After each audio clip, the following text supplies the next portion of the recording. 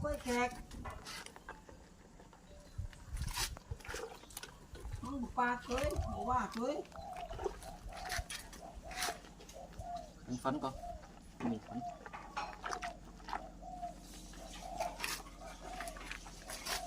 เก็บตัวแร่เนื้อเอาเกลือทาทำกับข้าวเย็นนี้ครับแต่เวลาลอกหนังว่าให้หมาทำความสะอาดน้อยจะลอกหนัง